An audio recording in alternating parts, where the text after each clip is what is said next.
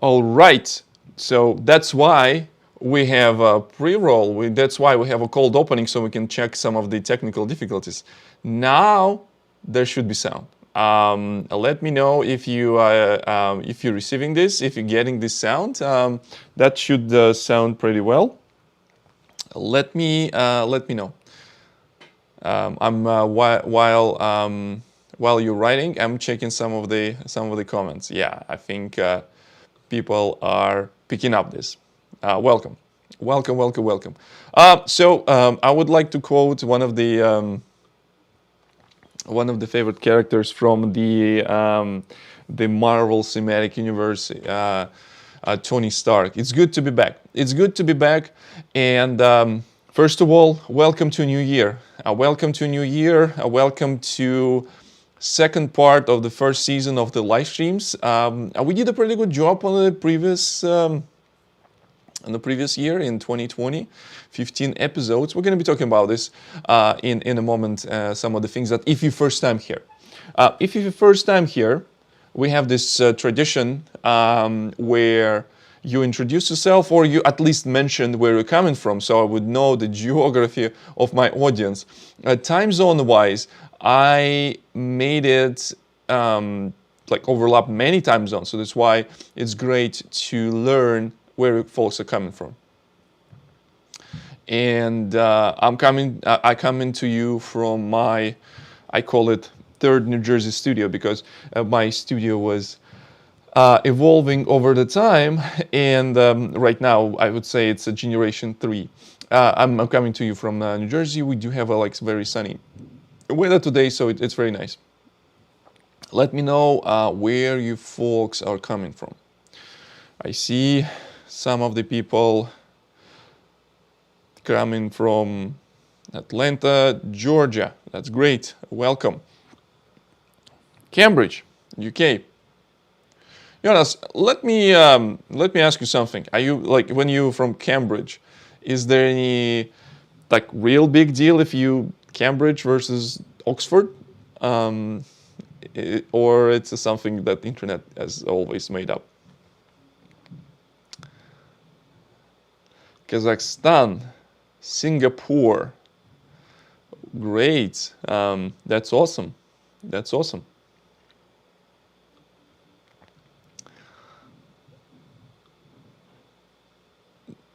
As always, internet decide for us, and Jonas mentioned that this is a really big deal. So that's awesome. So Sharon from India, where is from India? What's the? Be more specific. Don't be afraid. Bangladesh, welcome. Well, we have a pretty good coverage. I don't know how many people actually watching this right now, but if you do, if you're watching this in as a recording, because those recordings will be available on Confluent YouTube channel. Do not forget to subscribe to Confluent YouTube channel. Do not forget to enable notifications so you would know that live streams will be, or some of the videos that we're dropping, because this year we're planning to drop many cool educational videos as well. And if you're watching this in recording, just write down in the comments. Just let us know how does it work. It's also help to kind of sort of promote this video, and YouTube would know that there's actual activity and actual people care about those videos here. From the last year, I didn't have a chance to do this end of year type of let's talk about the year summary, about the things that happened in the IT world, in the world of Kafka, in the world of Confluent, in the world of Confluent Cloud, and all these kind of cool things. So that's why today would be kind of a hush-push of different things. I also would like to show you, or at least I'll try to show you some of the cool things that I learn over the time. Oh, hi Loic from Stockholm, Sweden. Oh, I miss this city. I usually previous years before pandemic, I think the first conference that start conference season for me at least, it was JFocus in Stockholm. So I really miss that city. So that usually one of the first trips that I do in the year, it's to see my people in Stockholm. Okay, we come from Delhi. Thank you for this clarification. It's great. Let me. So the way how I want to structure today's episode is around some of the news and some of the updates and some of the important things that I consider important. So in this case, you stick with me for next hour. So that's why it also will be important for you. After that, I will try to bring up some interesting, like a technical things. I think I have a kind of very nice segue from the place where I can talk a little bit about news to the place where I can talk a little bit about technology. So I think I have a very nice segue. So let me quickly switch to my screen and talk about important stuff. First of all, from the last year on the Confluent YouTube channel, we recorded 15 episodes, half a season. If you are in the TV show type of cadence of releasing episodes, it's a half a season. We have a very grandiose mid-season finale. If you missed that, it was like a 2 hours workshop where I even provided you with some instruction that you can run.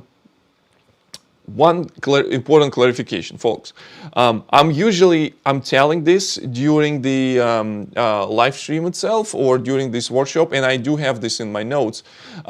Since I'm doing this workshop in Confluent Cloud, you need to better watch out if you keep those servers running. If you don't want to be, charged for the stuff that you don't do, because if they ill-dealing, some of the components are still consuming resources. For example, if you're running ksqlDB, it still will be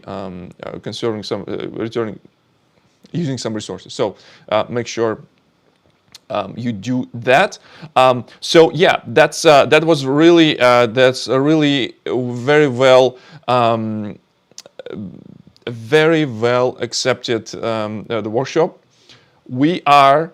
Our team and we're planning to do a few more, or at least write down in the comments if you like this idea to do workshops on our YouTube channel. If you can follow along, you can run a chat or you can run in the comments if you're watching this as a recording. I'm planning to do at least like maybe one workshop once a month, maybe less, maybe more. It all depends if you folks like this type of experience, if you like to learn stuff in this particular setting. So that's important. Second thing, our most important community event, Kafka Summit. Kafka Summit Europe call for papers closes this Sunday. So if you are interested in presenting some of the big ideas or small ideas or something that you do with Kafka or you do stream processing or you do with some other technologies that somehow related to Kafka, maybe there is some sort of like integration or maybe some connector that you wrote, maybe something that your company is doing, maybe something you want to talk about some cool open source project or maybe some cool library that exists for particular language. This is the right place you to talk about this. So submit this. So we have a call for papers open. You can go to this website when you go to speakers page on the Kafka Summit. You will see the link to abstract. So today, my team and I, mostly my team because I was preparing for live streams, we did office hours. If there are some situations where you don't know what to talk about, or you're not sure, or maybe you're first-time speaker. You want to talk about something, but you don't know how to start, or you don't know how to propose this talk or how to properly make this proposal. So in this case, we do have one more office hours tomorrow. If you're watching this if in live, if you're watching this in a recording, so you probably missed that or something like that. But there would be opportunity to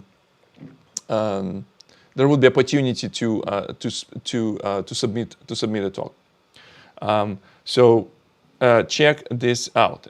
It's going to be cool. This is going to be awesome. Kafka Summit is always a lot of fun. So Kafka Summit is always pretty cool event to participate. Now, this is the Kafka Summit. This is important stuff. Now, so one of the things that you probably have seen this, but in case you missed that, there is a YouTube video about Kafka 2.7. 2.7 released, and there's some interesting things. And some of the interesting things around new features. Maybe it's not like super exciting release, but it has a lot of improvements that allow to move forward in future. So if you missed this announcement, please do. There's some of the progress in Keep 500. Many people talking about the Keep 500. People excited about this and things like that. So on our blog post, you can find a list of some of the interesting features, and thanks to my helper Victoria, you do have this link in the chat. And if you're watching this as a recording, those links will be there in the comments. So personally, I wanted to talk about one small thing that I was particularly excited.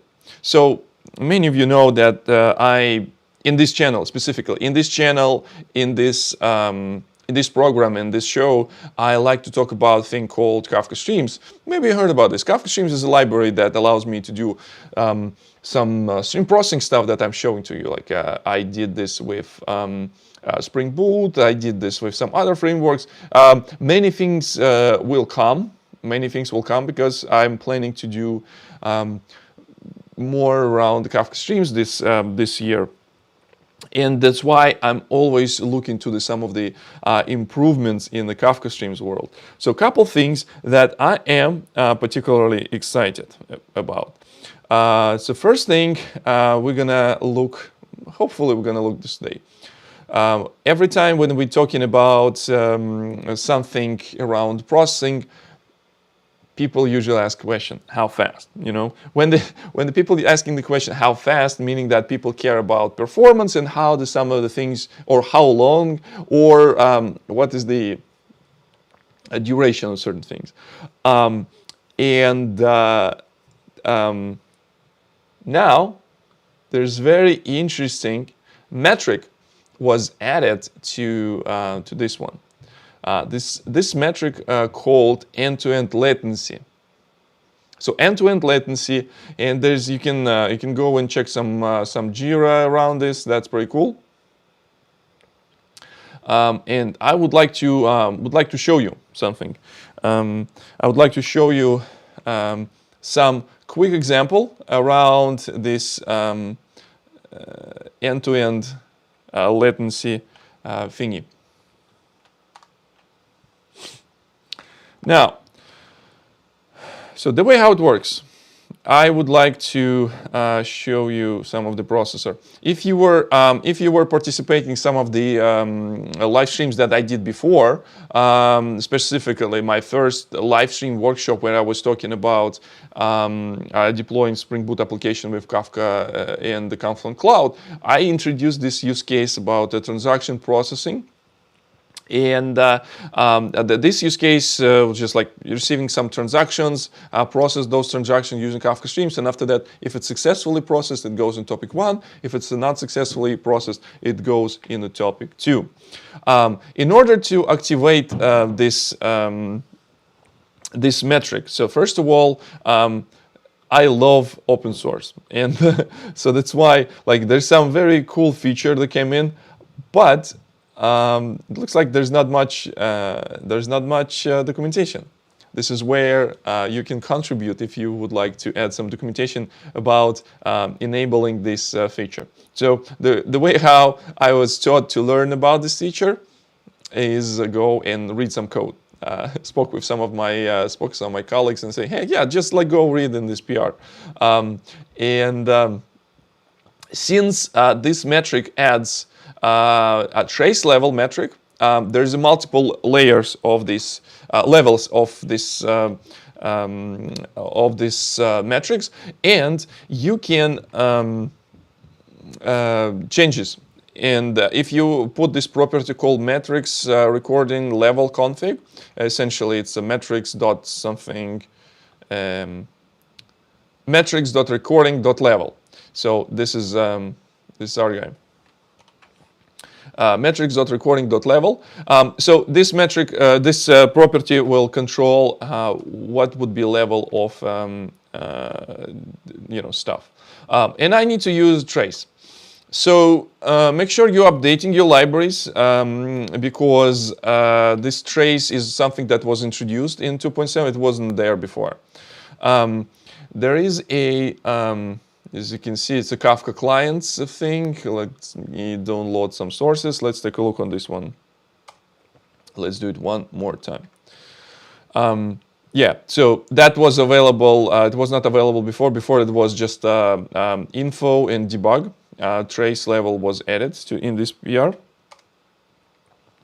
And the way how we can, that's pretty much it, how we can use this. Let me show you how to use this thing actually. So let's do this one, open new window, and let's do another window. So I will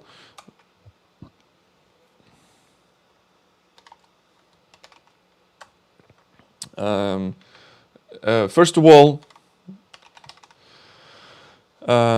start CNFL, local schema registry start. I'm going to be running this locally, despite of my desire to run this in cloud. Would be just like a simple, quick and dirty example, instead of just like spinning out the clusters and things like that. Even though spinning clusters in the cloud super fast, still want to use this local thingy. Now, next thing is that I need to run my application. So my application, where's the public static? Shift F10, and let's build and run this. Application is up and running. Let's throw some data. Kafka console producer. I would submit some of the transactions here. Okay, so I need to go to the different direction.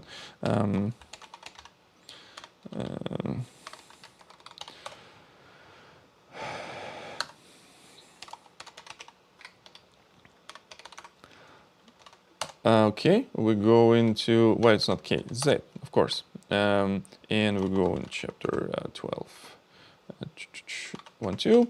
And this is something where I can do console producer. Perfect. And I would submit some of the data. So some of the testing data that will populate in every topic. So in this particular case, we'll get this one. Some of the testing transaction, just to show you some data. Application works, it's processing something. Now, how you can see those metrics? So for that, we can using actually, yeah, JConsole. So JConsole, raise your hand if you never used JConsole before. So JConsole, it is a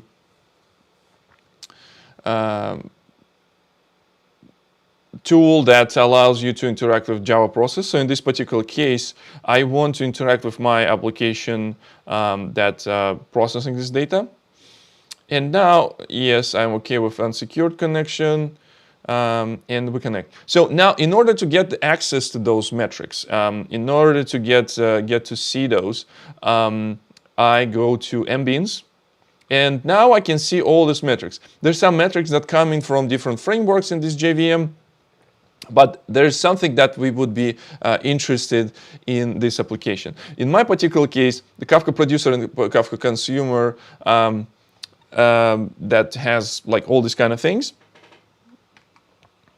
Yes, it is like something like JVisual Yes, JVisual. Do I have it? Do I have it installed? I don't know actually if I do have it installed. Let's see, JVisual. For some reason it's not there. Let's take a look. We will compare the side by side. If I go to SDK man, candidates, where's my Java? We're going into Java Liberica, and let's do open. Let's see if we do have right tools here. Bean.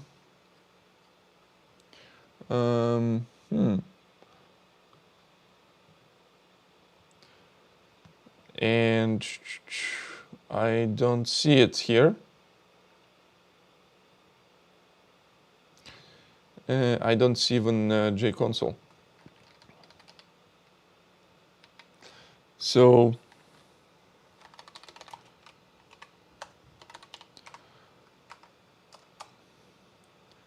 yeah, so Bean JConsole.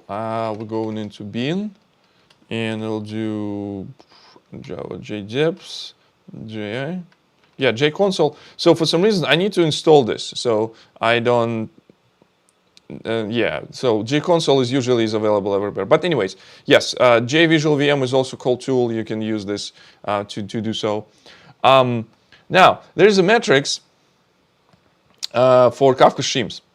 And some of the things that you also learn from this metric, specifically, like let's take a look.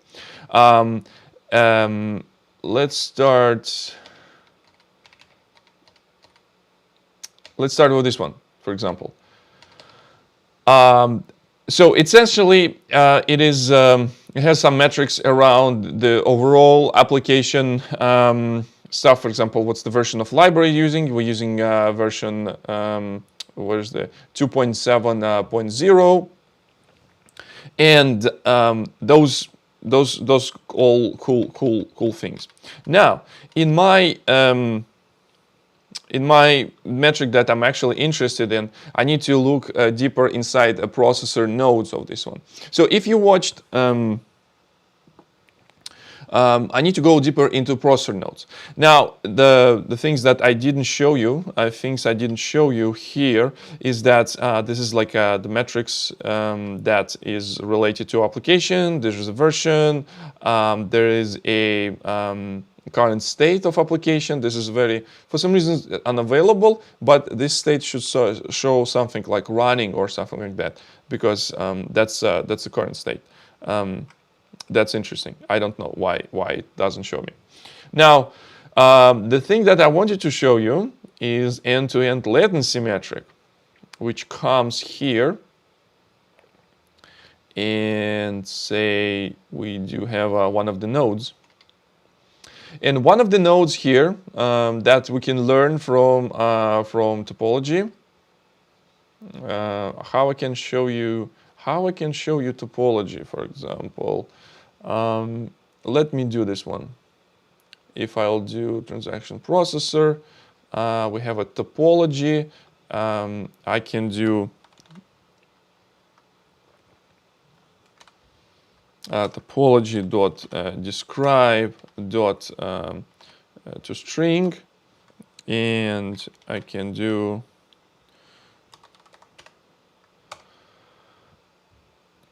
and applied my topology here, so we can see how this application looks like, so we can understand where these metrics are coming from. So let me quickly restart this. This will die. We will reconnect to a different instance of this application. In order to get some data, we can run this bum bum bum bum bum. We're getting back to here. We'll run this. So I will submit this again. So we have some numbers in our metric. Now, in my application, I should be able to, the very beginning. Yep, that's my topology.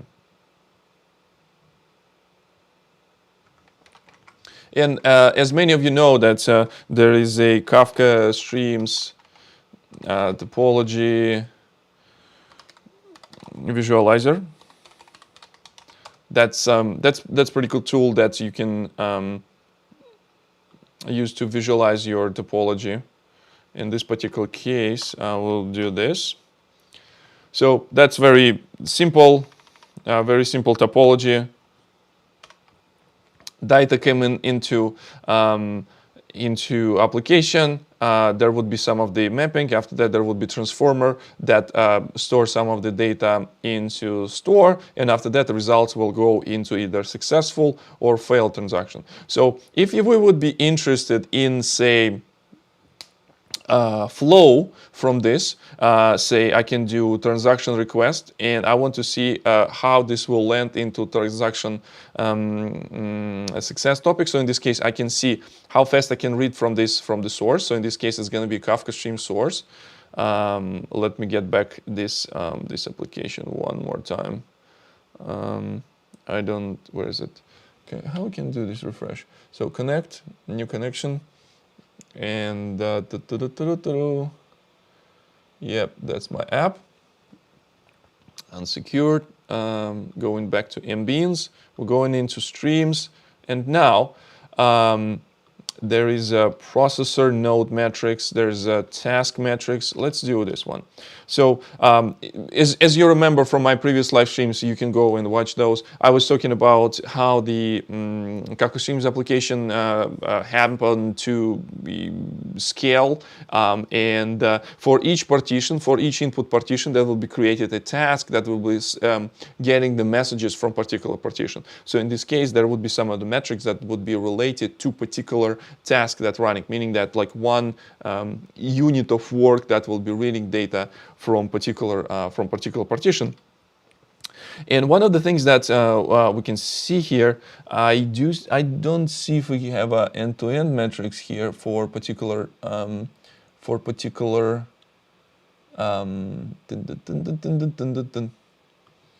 yeah, there's a for some reason doesn't okay, and some of the metrics would be not available because not available because those metrics would be served data that comes from particular partition. I submitted data to particular partition that is might not land in we need to find the task that served particular keys. So in this particular case, also not this one, and see if it's our guy or not. Yeah,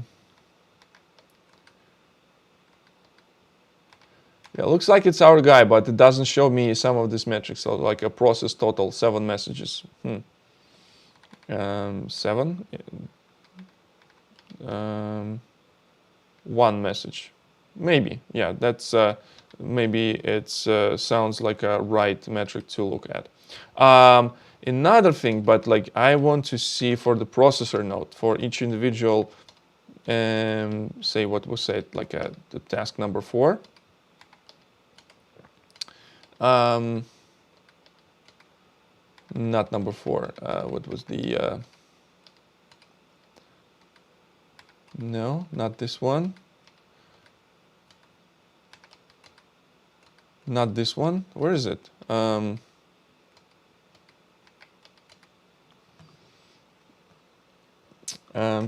Bear with me for a second.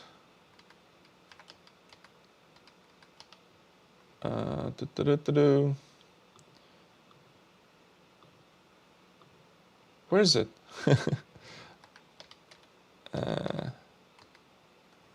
So let's see what kind of task will perform this computation if we have this information from this.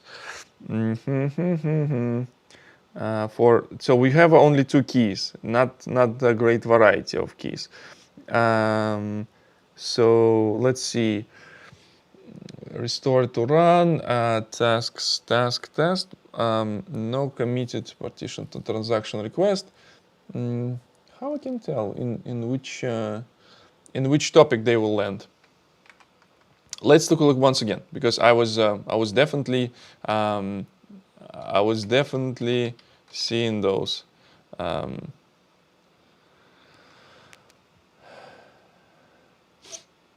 Definitely some metrics are here.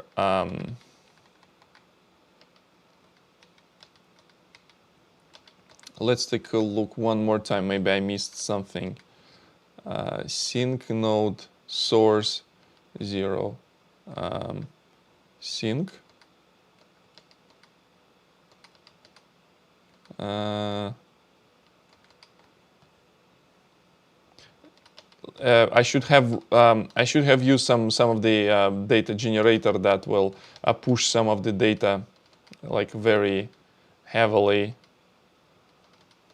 into the world. Let's submit some messages one more time. Okay. Oops. This will break the application. Okay. Let's do this one. Where's the GUID? Okay, processing. Let's refresh. Let's refresh our streams metrics. If we will get any updates. Yeah, okay, so now it works. Just like a little bit of persuasion and refresh. So for example, let's take a look where it looks like. So we're looking at let's take a look on the source. So source is responsible for reading data. So in this case, we can know like average latency and max latency in, I assume it's microseconds or something like that. Do we have any description? We can see in the code. So let's see what kind of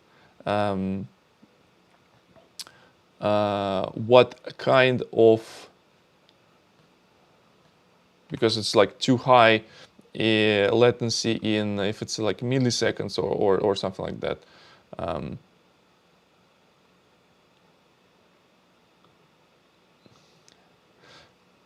I guess it's a running latency. So if there's no data for a certain period of time, in this case it will consider like idling and refresh this metric. So this metric's better to land somewhere. So that's why like I was having the trouble to see this, to export it somewhere.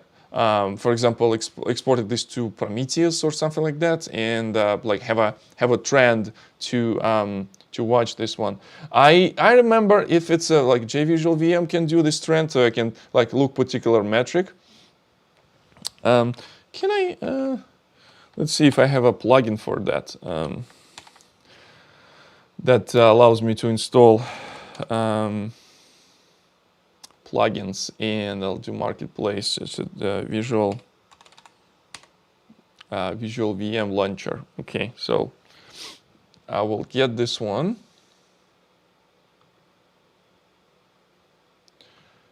Okay, well, let's save it. And tools, and let's do visual. Okay. Run JVisual VM with, yeah, okay. Stop and rerun.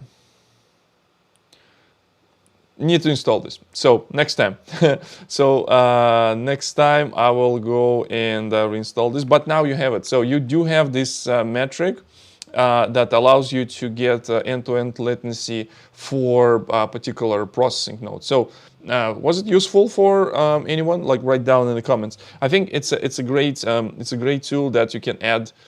We can add in our toolbox in future. So I will see maybe in the future episodes. I'll show you how. Like if I'm running this in Kubernetes, for example, and I already have some of the metrics dashboard set us up, how I can export this one.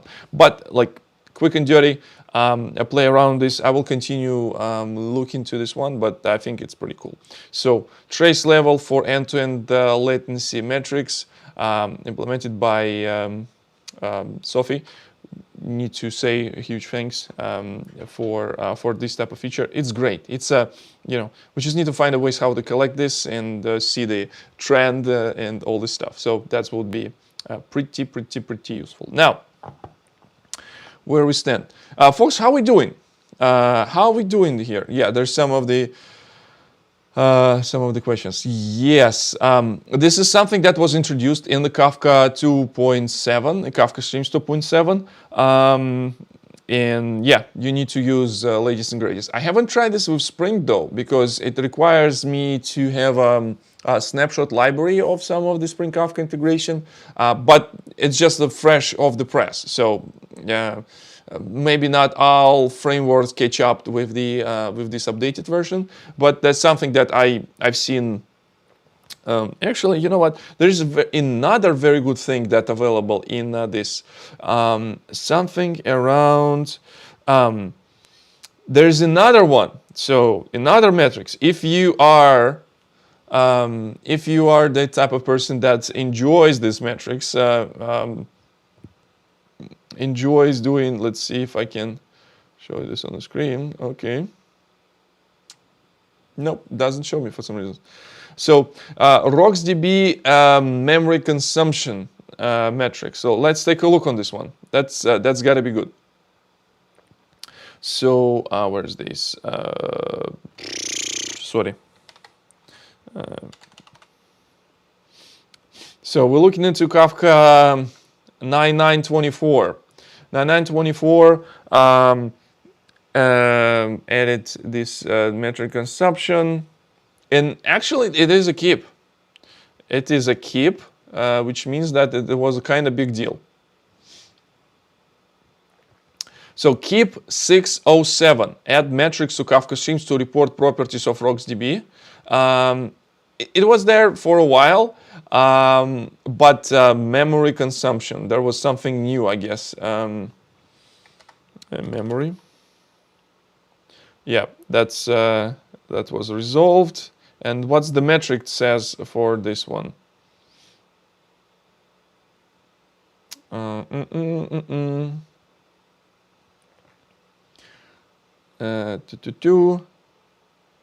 RocksDB keeps memory of the cache memory. So there's a plenty of things that you can monitor. I will investigate in terms of like which one of those are actionable. I getting this question time to time from the community, from the audience about how I can tell like if my state store is growing too big. This is finally coming along and all kind of things that you would be interested in dealing with RocksDB. That's we should try to visualize it next time. But yeah, that's already it's a cool thing.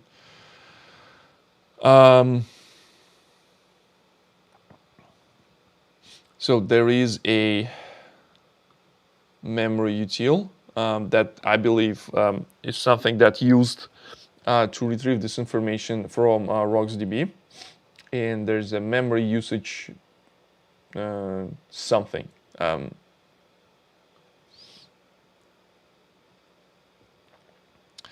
should be recorded on info level. So let's take a look. If I already app is down. Okay, let's see if I can find this. Let's try to find it since we already fidgeting with this. Let's take a look on this metric. Extended not only monitor but also expose properties Kafka Stream metric. Let's see what kind of metric we're gonna be using here. 607. Application is up and running, and it should work because my application also uses some of the it's not there, connection, new connection, and my application should be here. Secured connection, beans, streams, stream state metric. I assume this is what we were in, and this is my store. And let's see if I'm using this correctly. So proposed changes, num of deletes, mem table flush pending, total.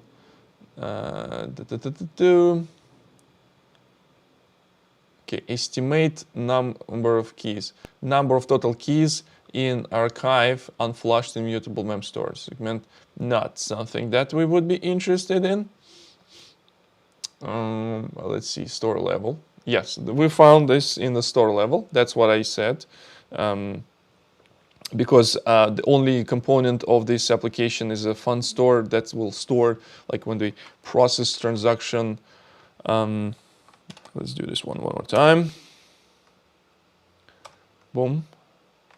And we're getting some data. State store should get some of the hits. And following metrics should be exploited. Current size, active mem table. Current size of active mem table. Let's take a look on this one. Current size of active mem table. I guess it's a bytes, and see it's a number also changes if I click refresh, because I updated this with some data.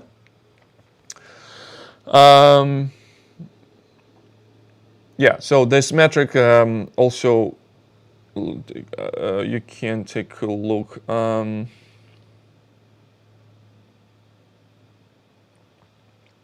What else we have here?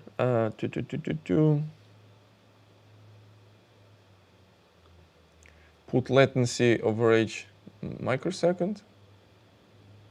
Some number, some very long number, which is not a record latency. See, all like an end-to-end metric is also available on the store level. All right, and as I told you, this information is updates over a certain period of time, because like nothing happened here, like or some of the end-to-end stuff just already disappeared. In order to see the progression, we need to extract this somewhere in some database, like time series database, like a Prometheus in Grafana to visualize it. If you're watching this again, write down in the comments, hit that like buttons, and we can talk about this in future. Now, we do have 15 more minutes. I would like to talk a little bit about some of the questions that I had from people from community. Yes, it's 2.7, and let's bring this in. So if you are interested in talking about your use case or some of the things that you want to ask me, always bring the questions. So there's two options how you can do that. You can do DM me in Twitter. So you can see this is right now Twitter on my screen right now. You can write me a direct message, or you can tweet something with hashtag Livestreams. I will be monitoring this one, and I will be capturing some of the information from this. But usually DM works much better. Now, where are we? I want to talk a little bit about this. A few questions that came in through the mail and the Twitter DMs. Thank you so much for sending those. I'm a fan of your videos and learn a lot from them. That's incredible. That's why I'm here. Thank you so much for writing. Could you please elaborate when would prefer to using ksqlDB over Kafka Streams? Let me just remove this one. When would be using ksqlDB over Kafka Streams in application and reverse within microservice architecture? There is a debate in my team on whether I should apply one over another. In my opinion, since we do in microservices, benefit to use Kafka Streams inside the microservice. I don't understand when ksqlDB is preferred over Kafka Streams. And Marius, you're always in my heart. Sending love. Thank you so much for this question. So, I previously we had this similar conversation with on this channel, and there is a very hot topic, and the people asking this like all the time. What I like to say about this. So first of all, where to use one or another. There was some of the Kafka Summit talks that I recommend to watch, and it still stands. There are few talks. If you want to have my opinion, so first of all, when to use one against another. ksqlDB gives you opportunity to build your services very, very quickly without thinking much about infrastructure, how this would be deployed, and things like that. There is a very good example, microservice example in, if we go into KSQL, ksqlDB.io. And in this, if I would just do some examples, there is a not example, quick start, event-driven microservice. To create the event-driven microservice in this particular case, it will be using few of the queries. In this particular case, it will use like one table with anomalies and another one with transaction. So in this case, and this stuff will be, start processing your thingy. How is it possible to do with Kafka Streams? Yes, it's possible to do with Kafka Streams. Would it require more effort to do so? Probably yes. One of the reasons why we come up with, say, Kafka tutorials website is give you a feel how this would look like if you want to implement one with, say, applying functions, say,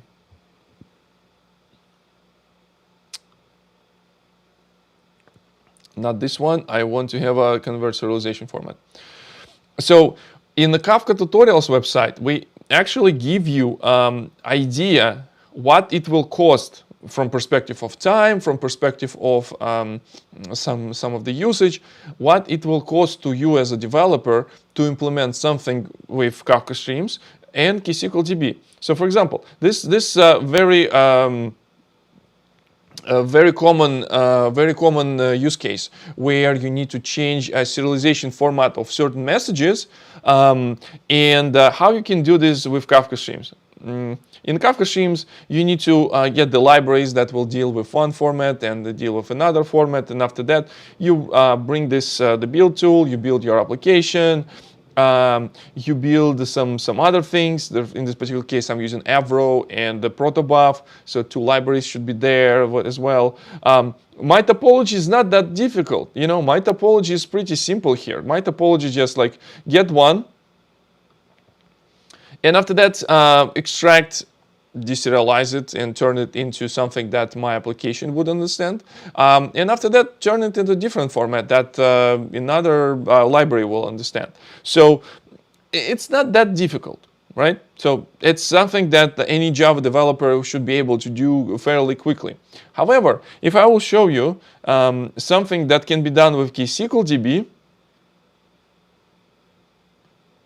that's it. This is your application. That's all that you need to do. So this simplicity allows you to start with certain use cases around stream processing, around Kafka, around the event-driven microservices, and this use case fairly simple to implement with ksqlDB. So you get this a file with your statements, and after that you submit to ksqlDB server. And after that, that's it. So you will get the results in another topic immediately when the data will arrive. You don't need to think about deployment. You don't think about how you will package your application, things like that. From other point of view, if we will take the thing another way around, we will have a different situation. There's some use cases where you can benefit from having libraries like a Spring Boot and the tools that Spring Boot comes with, for example, for packaging, for deployment, for metrics, and all these kind of things. This stuff is available on JVM and you want to use it, or maybe there's some libraries available in your application, in your organization that will be, handling certain situations. Some of the, corner cases. In my opinion, ksqlDB is a very good candidate for using with microservices because it allows you. Think about this. I like to think about this. It's more not from perspective of like a stream processing, but rather from perspective of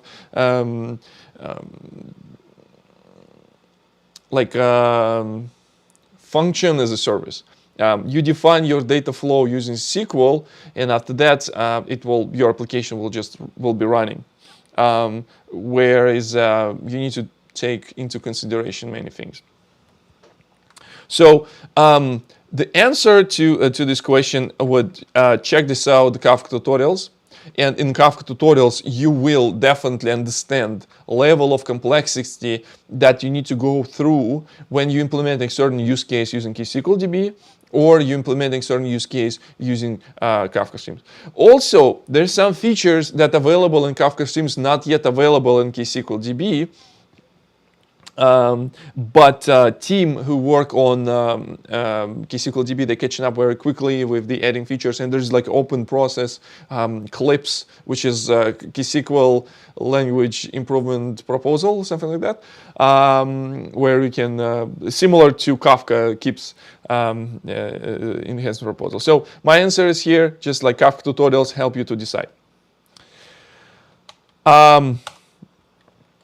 Big fan of the live lessons, though people catching up this offline. That's great. That's awesome. And thank you so much for watching this offline. So quick question. Are you aware about this, which is points me to KafkaHealthIndicator? That was part of Spring Boot 2.0. It's a good way to do health checks.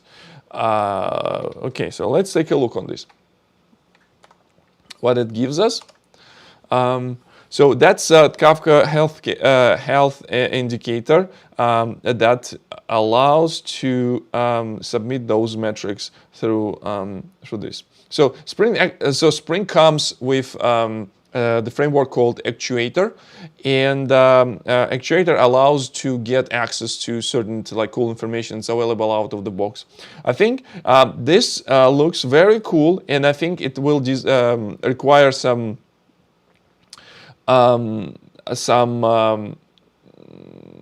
additional episode, maybe take so I can dig around and play around with the bit and see how does it work. Looks pretty interesting. It's available in Spring Boot 2.0. It should be available in recent versions. And let's play around next time and see what kind of useful information we can get. So that's, I promise the next time we will take a look on this one, health indicator, and we'll see how we can use Spring Actuator to get access to those underlying metrics. Simply because we have only 5 minutes left, I want to use this opportunity to maybe answer some other some other question if you do have any other questions. So let's take a look. Also, speaking about Kafka Streams. Speaking about Kafka Streams, and thing that I mentioned the last time, not to mention last time, the thing that is important to understand, because there's a debate where I should apply this over the microservices, benefits, user, blah blah blah. You actually can mix and match. You actually can mix and match. And one of the streams that I did in the past, I showed how you can use ksqlDB inside your microservice. So you still can have ksqlDB as a separate resource, but you still can use this in your application. So from this episode 7, 8, 9, and 10, all these 3 episodes, I look for the ways how you can get access to ksqlDB instance from within your Java application. So not only you can use Kafka Streams inside your Java application, inside your Spring Boot application, but also you can do that using ksqlDB comes with reactive client. And this reactive client available in Java. I wrote small wrapper so it can work with the Webflux and the Project Reactor. Go check those episodes out. I think that would be useful. All right, cool. So I think that was it. It's fantastic to get back. I feel energized. I feel that this year we're going to be doing some of the cool things. As always, I'm waiting for your feedback. Please send those to my Twitter DM. Also, write down this stuff in the comments. I would love to read those. I'm reading every comments, questions, requests, some of the bugging and the requests that you might have for please do. By all means. There is a question, which shell I have installed. I do use ZSH, and I use this with the iTerm. So my shell is ZSH, and it's awesome. You can find my dot files on my GitHub. It's a gmussa / dot files. My dot files there. All right. Thank you so much for being a part of Livestreams. My name is Viktor Gamov. For those of you who don't know, I work here at Confluent as a developer advocate, and I'm looking forward for the next episode next week, tuned at the same time. And as always, but until then, as always, have a nice day.